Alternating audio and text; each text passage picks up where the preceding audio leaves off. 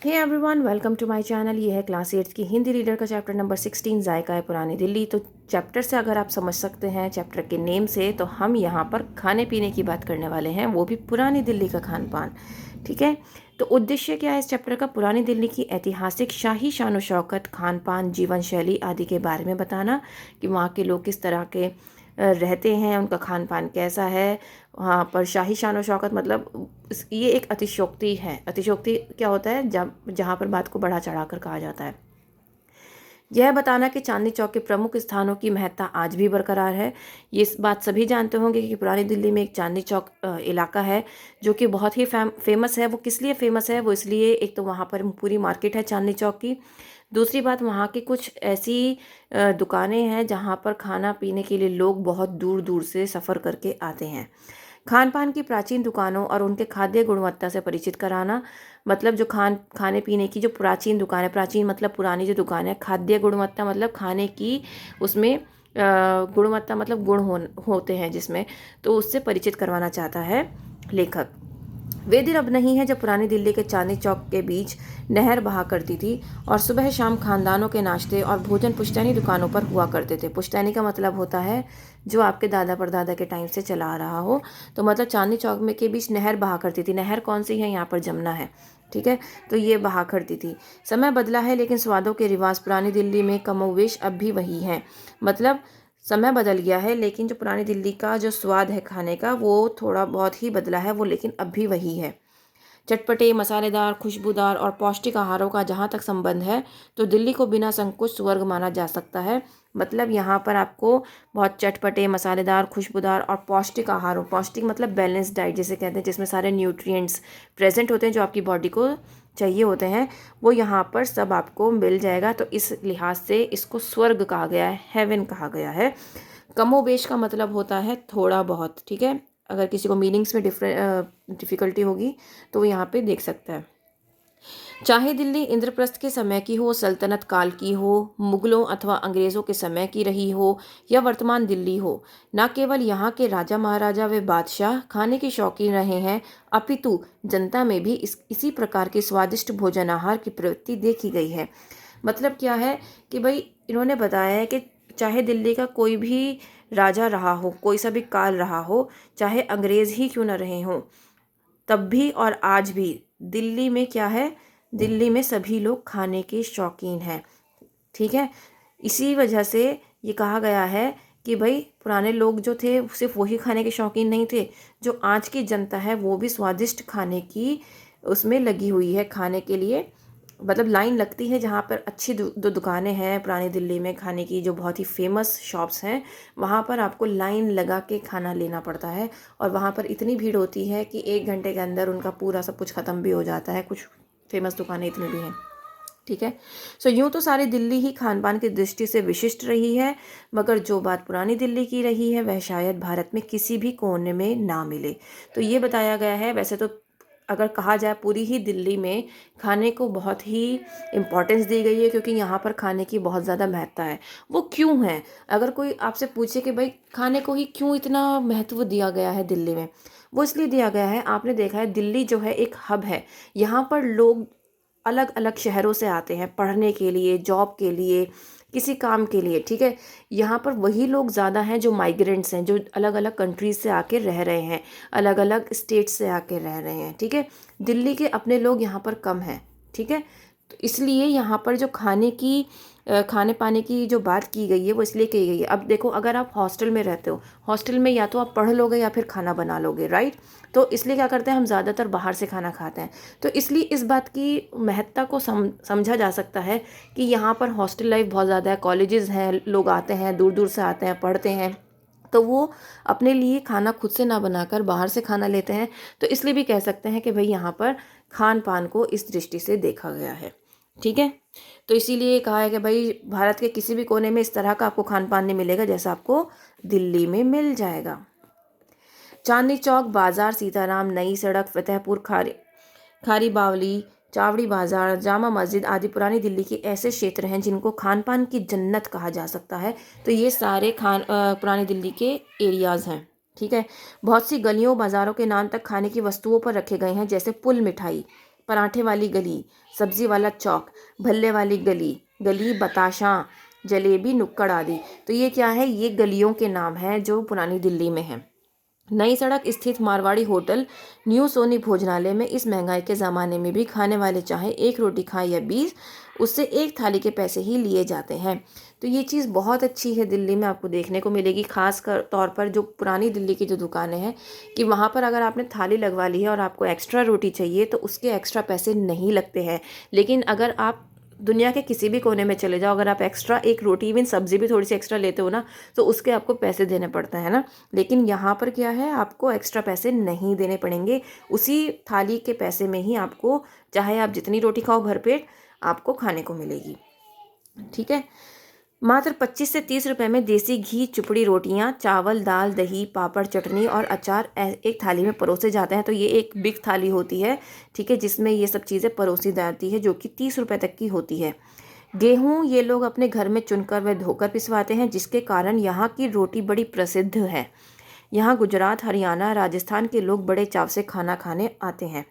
तो अब आप देख सकते हैं कि यहाँ पर कितने अलग अलग जगहों से लोग खाना खाने के लिए आते हैं। मारवाड़ी होटल से उतरते ही सामने ऐतिहासिक चांदनी चौक दिल्ली का ऐसा चौक है जो कभी सोता नहीं।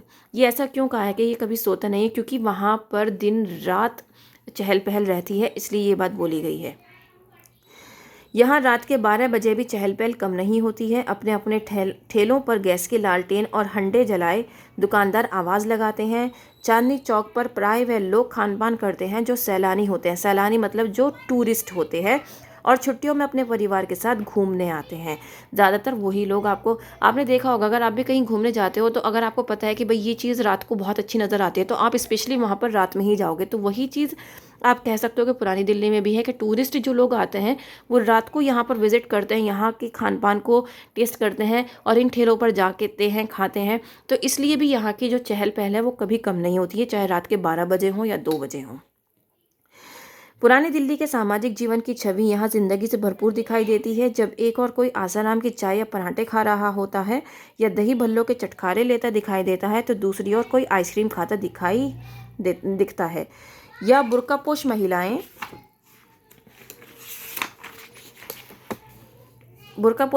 भी पापड़ी खाती दिखाई देती हैं। तो यहाँ पर आपको बताया गया है कि यहाँ पर हर मज़हब के लोग, हर जाति के लोग यहाँ पर रहते हैं और यहाँ पर सभी लोग यहाँ के खान पान का, व्यंजनों का लुत्फ़ उठाते हैं। अब चांदनी तो नहीं दिखाई देती, लेकिन आज भी चांदनी चौक ऐसा प्रतीत होता है जैसे रूस, लंदन या रोम की सोशल लाइफ का चौक हो। तो इन्होंने देखो यहाँ पर एक अतिशयोक्ति अलंकार है कि भाई उन्होंने रूस, लंदन और रोम से इसको क्या किया है, कंपेयर किया है। किसको? चांदनी चौक को। सेंट्रल बैप्टिस्ट चर्च के सामने जलेबी वाले की दुकान है, जिसका मालिक बताते हैं कि उनकी देसी घी की जलेबियाँ खाने बड़े नामी गिरामी लोग आया करते थे, जिनमें प्रधानमंत्री, खिलाड़ी, नेता और अभिनेता शामिल हैं। मज़े की बात यह है कि ये सभी खड़े होकर ही वहाँ जलेबी खाते थे, क्योंकि जलेबी वाले के यहाँ बैठने की जगह नहीं है। पुरानी दिल्ली के चांदनी चौक के खान पान के विषय में यह प्रचलित है कि जिस समय यह स्थान शाहजहानाबाद था, तभी से यहाँ मुग़ल राजकुमार व राजकुमारियाँ घोड़ों में पालकियों में आया करते थे। मतलब ये इसका नाम पहले क्या था? शाहजहानाबाद। ठीक है, अगर आपसे पूछा जाए कि इसका पहले नाम क्या था, तो ये था शाहजहानाबाद। ठीक है, तभी वहाँ पर क्या होते थे, राजकुमार और राजकुमारियाँ घोड़ों और पालकियों में बैठकर आती थी। वहाँ पे तरह तरह के पकवान, खीर, कुल्फ़ी, मिठाइयाँ, मेवे, फल आदि खाया करती थी। ठीक है। शहंशाह शाहजहाँ की बहन जहानारा भी हर दूसरे रोज़ खानम बाज़ार। अब आपसे क्वेश्चन पूछा जा सकता है कि किसकी बहन आया करती थी और कहाँ आया करती थी, कौन से मार्केट में आती थी। तो आपको पता होना चाहिए, शहंशाह शाहजहाँ की जो बहन थी उनका नाम क्या था? जहानारा। कौन से बाज़ार, कहाँ पर आती थी? खानम बाज़ार में आती थी, जो कि चांदनी चौक में है। अशरफी बाज़ार में आती थी, जो कि फतेहपुरी में है। ठीक है। और कंधार, बुखारा, अस्फहान व शराज से आए फल खरीदा करती थी। कहाँ के फल खरीदती थी, ये आपको पता होने चाहिए। बहादुर शाह जफ़र की बेटियां चांदनी चौक पर अपनी पसंद की चाट खाने आया करती थी। हालांकि यह चाट किले में पहुंचाई जा सकती थी, मगर चौक पर जाकर चाट का मज़ा लेने की बात ही कुछ और थी। तो आपको ये पता होना चाहिए शाहजहां की बेटी क्या करना आती थी और बहादुर शाह जफर की बेटी क्या करना आती थी। ठीक है। पुरानी दिल्ली में पान खाने की अपनी परंपरा थी और यह नवाबों और राजाओं का विषय चाव समझा जाता था। कहा जाता है कि हर व्यक्ति को पान खाना नहीं आता। पान खाने की एक सभ्य रीति होती है जो वही लोग समझते हैं जो खानदानी अर्थात परंपरागत परिवारों के हैं। मतलब ये कहा गया है कि हर किसी को पान खाने की आदत नहीं होती, इसीलिए यहाँ पर कहा गया है कि पान खाना नहीं आता, वरना खाना खाना तो सबको आता है, तो पान खाने में ऐसी कौन सी प्रॉब्लम है ना। बात यह है कि किसी किसी को जब आप एक होता है ना कि दादा परदादा के टाइम से आपके घरों में चलता आ रहा है, जैसे हमारे घरों में है कि भाई खाने के बाद क्या होता है कि पान खाया जाता है शादियों में, स्पेशली, वैसे नॉर्मल डेज़ में नहीं। शादियों में एक पान वाली अलग से बिठाई जाती है, वहाँ पर आपको पान लगाए जाते हैं। ठीक है। तो ये सभी घरों में होता है। तो ऐसे ही वहाँ पर क्या होता था, राजा महाराजा की जो उनकी बेटियाँ आती थी तो वो क्या करती थी, वहाँ पर आके पान खाती थी। पराठे वाले गली की सबसे प्राचीन पराठे की दुकान बाबूराम देवी दयाल पराठे वाले की है। तो आपको पता होना चाहिए पराठों वाले गली में कहाँ पे किसकी दुकान है। इस गली का नाम इसी दुकान के पराठों के कारण रखा गया है। ये देसी घी में तले नाना प्रकार के पराठे सब्जियों के साथ परोसे जाते हैं। नाना मतलब बहुत सारे प्रकार। ठीक है। मगर जामा मस्जिद की पहाड़ी भोजला पर एक मिठाई की दुकान सीरी भवन के नाम से है। अब एक मिठाई की दुकान किससे है, सीरी भवन के नाम से है, जिसकी विशेषता यह है कि यहाँ मुगलों के समय की मिठाई बनाने की पद्धति से मिठाई तैयार की जाती। पद्धति मतलब जो उनकी रेसिपी होती है, पद्धति मतलब जो रेसिपी है वो उनकी पुराने स्टाइल की है जो वो बनाते हैं। बृजनारायण शर्मा उस हवेली में दिल्ली के प्रसिद्ध पकौड़े बनाते हैं जहाँ पंडित नेहरू और कमला नेहरू का विवाह हुआ था। तो कहाँ पे बनाते हैं पकौड़े, बृजनारायण, जहाँ पर पंडित नेहरू और कमला नेहरू का विवाह हुआ था। उनके स्वादिष्ट पकौड़ों का रहस्य विशिष्ट प्रकार के मसाले, विशिष्ट मतलब अलग अलग प्रकार के मसाले। यही नहीं, उनका दावा है कि दिल्ली में सबसे बढ़िया गुलाब जामुन उन्हीं के होते हैं। उनका ये दावा है कि सबसे ज़्यादा अच्छे जो गुलाब जामुन हैं वो उन्हीं के होते हैं। चाट की सबसे चटपटी दुकान भी बाजार सीताराम में कूचा पातीराम के नुक्कड़ पर है। अब आपको पता होना चाहिए चटपटी दुकान कहाँ है चाट की सबसे चटपटी दुकान कहाँ है, बाजार सीताराम में कूचा पातीराम के नुक्कड़ पर है, जहाँ लाइन लगाकर चाट मिलती है। मैंने आपको बताया था खाने के लिए लाइन लगानी पड़ती है। दही भल्ले का एक अन्य स्थान जहाँ लोग दूर दूर से आते हैं फव्वारे पर है, जिसका सोंठ का पानी ऐसा होता है कि जो एक बार पिए तो बार बार वहीं लौट कर आता है। सोंठ एक खाने की चीज़ होती है, उससे जो पानी बनाया जाता है। बनाने वाले बताते हैं कि पेट के लिए और गैस की बीमारी के लिए उनका बताशों का पानी संजीवनी का कार्य करता है। इतने लोग उनकी दुकान पर आते हैं कि सवेरे से 1 बजे तक उनका हाथ नहीं रुकता। मतलब आप देख सकते हैं कितनी भीड़ होती है। फतेहपुरी में एक और पुरानी दुकान कुल्फ़ी फालूदे की है और यह भी लगभग 150 वर्ष पुरानी है। मतलब उनके दादा परदादाओं के टाइम से चलती आ रही है। गर्मियों में यहाँ मिल्क शेक बनाया जाता है और सर्दियों में हलवा। यहाँ सफाई और स्वच्छता का विशेष ध्यान रखा जाता है, इसलिए वहाँ पे पर्यटक आते हैं। पुरानी दिल्ली में दूध पीने का अपना अलग ही स्वाद है। यहाँ दूध में मलाई के अतिरिक्त छुआरे, पिस्ता और बादाम भी डाला जाता है। अतिरिक्त मतलब उसके अलावा, मलाई तो होती ही है, उसके अलावा छुआरे, पिस्ता और बादाम भी डाला जाता है। कौसर डेयरी और यहिया डेयरी इसलिए बल्ली मारान में प्रसिद्ध हैं कि अपने खालिस दूध में वे मेवे का प्रयोग करते हैं। दूध के अतिरिक्त गर्मियों में चांदनी चौक की सुप्रसिद्ध पेयजल की दुकान है। गोली वाली बोतल की जो अंग्रेज़ों के समय से चल रही है और सारे भारत के लोग इस ठंडी बोतल को पीने आते हैं। इसके बनाने में कौन सा फार्मूला प्रयुक्त होता है, यह एक टॉप सीक्रेट है। मतलब इसको बनाने के लिए, गोली वाली बोतल को बनाने के लिए कौन सा फार्मूला अपनाते हैं, ये अभी भी सीक्रेट है। वो लोग अपनी रेसिपी किसी को नहीं देते हैं। पुरानी दिल्ली का करीम होटल भी मुगलई भोजन में संपूर्ण भारतवर्ष में अपना अलग ही स्थान रखता है। तो मुगलई भोजन का कौन सा है होटल पुरानी दिल्ली में, करीम होटल है, जो कि बहुत फेमस है। खाना बनाने के जो नुस्खे यहाँ चल रहे हैं वे वही हैं जो मुगलों के समय से चले आ रहे हैं। ये फेमस क्यों है, क्योंकि जो मुगलों के टाइम से चला आ रहा है ये वही यूज़ कर रहे हैं, इसीलिए ये फेमस है और आज भी ऐसे ही हैं।